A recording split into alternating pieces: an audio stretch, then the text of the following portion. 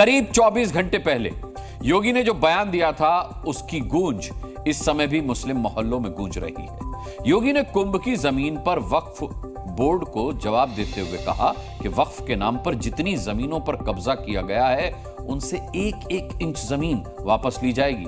उन्होंने कहा कि कुंभ की जमीन पर दावा करने वाले अपनी खाल बचा लें। योगी के इस ऐलान को सुनने के बाद यूपी ही नहीं बंगाल और बिहार के मुस्लिम मोहल्लों में भी खौफ पसरने लगा है। वक्फ को लेकर के देश में जिस तरीके की बयानबाजी चल रही है उसके बाद योगी आदित्यनाथ का यह बयान काफी मायने रखता है।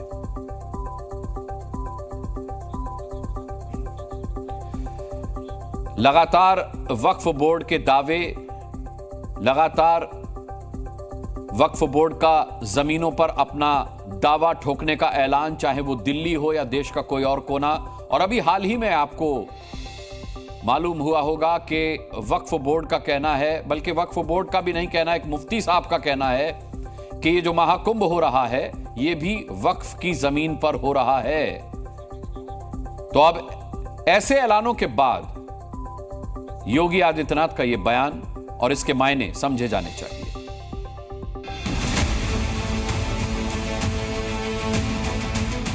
वक्फ बोर्ड को योगी की आखिरी चेतावनी सुनकर मुस्लिम मोहल्लों में खौफ। पहली बात तो मुस्लिम कम्युनिटी पहले से ही इतना परेशान है और यही चाहते हैं कि और उन लोगों को ज़्यादा ना परेशान किया जाए। हम अगर आपको कहेंगे कि ये मेरी चीज़ है तो आप मांगिएगा ना, सबूत लाओ।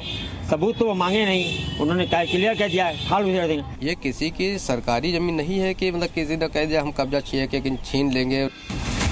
यूपी के सीएम योगी आदित्यनाथ ने वक्फ बोर्ड के लिए 5 ऐलान किए और ये आवाज देश के कोने कोने में पहुंच गई। ये वक्फ बोर्ड है या भू माफियाओं का बोर्ड है? हमारी सरकार एक एक इंच जमीन की जांच करवा रही है। जिन लोगों ने वक्फ के नाम पर जमीन कब्जाई है उनसे जमीन वापस ली जाएगी। कुंभ की परंपरा वक्फ से कहीं पुरानी है और कुंभ की जमीन पर दावा करने वाले अपनी खाल बचा लें बस। सीएम योगी ने दहाड़ते हुए ऐलान उस बयान के जवाब में दिया जिसमें कुंभ मेला क्षेत्रों को वक्फ बोर्ड की जमीन बताया गया था। योगी पहले भी ऐलान कर चुके हैं और महाकुंभ से ठीक पहले बयान का मतलब ये है कि अब योगी का एक्शन इसी मुद्दे पर शुरू होने वाला है। जिन कारणों से इस देश को गुलामी की बेड़ियों को जूझने के लिए, झेलने के लिए मजबूर होना पड़ा था, हमारे पवित्र धर्मस्थलों को अपमानित होना पड़ा था, वे फिर से न हो, ऐसी स्थिति पैदा हो, इसके लिए अभी से हर एक भारतवासी को तैयार होना होगा। योगी की वक्फ बोर्ड वाली शपथ सुनते ही देश भर के भाईजान और मौलाना टेंशन में आ गए। सबसे पहले यूपी के ही लखनऊ से आए भाईजान का बयान सुनिए, जिसमें भाईजान ने फटाफट विक्टिम कार्ड खेल दिया।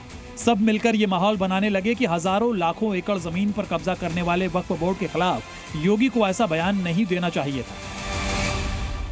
उनको इस तरह की भाषा शोभा नहीं देती कि एक एक इंच जो है हम ज़मीन ले लेंगे।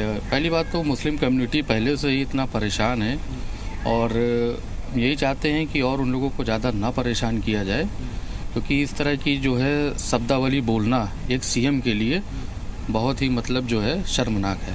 वक्फ की जो प्रॉपर्टी है उस पर हम बोल सकते हैं, ठीक, आप बोल सकते हैं अगर मुस्लिम है, क्योंकि ये ख़ास तौर से मुसलमानों की अपनी प्रॉपर्टी है।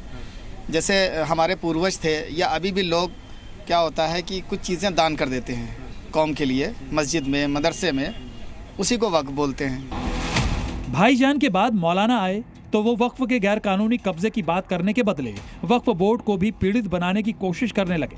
माहौल ऐसा बनाया जा रहा है मानो वक्फ के कुंभ वाले झूठ को देश भर के मुसलमानों और मौलानाओं ने सच मान लिया हो। कि अगर किसी ने वक्फ की ज़मीन पर कब्जा की है तो वक्फ की ज़मीन को उसे छुड़ा करके वक्फ के हवाले किया जाए, कमेटी के हवाले। अब अगर वक्फ वालों ने अगर किसी की ज़मीन पर कब्जा की हुई है तो उनको भी ये चाहिए कि वो ज़मीन उनको वापस कर दें। योगी ने वक्फ बोर्ड की तुलना किसी भू माफिया से की है और जमीन कब्जा करने वालों के लिए योगी का बुलडोजर फॉर्मूला पहले ही क्लियर है, क्योंकि यूपी में जहां अवैध कब्जा होता है वहां योगी का बुलडोजर देर सबेर जरूर आता है। उत्तर प्रदेश के अंदर किसी माफिया की हैसियत नहीं, किसी गरीब की, किसी व्यापारी की, किसी कमजोर की संपत्ति पर कब्जा कर सके। और अगर उसने किसी कालखंड में किसी सार्वजनिक संपत्ति पर कब्जा किया है तो उस अवैध कमाई पर अब सरकार का बुलडोजर चल रहा है। यूपी के बाद बिहार में भी भाईजान एक सुर में वक्फ बोर्ड का बचाव करने में लग गए। योगी यूपी में एक्शन लेने वाले हैं, बिहार वालों पर उसका असर नहीं पड़ेगा, लेकिन मजहबी भाईचारा निभाने में बिहार के भाईजान किसी से कम नहीं है।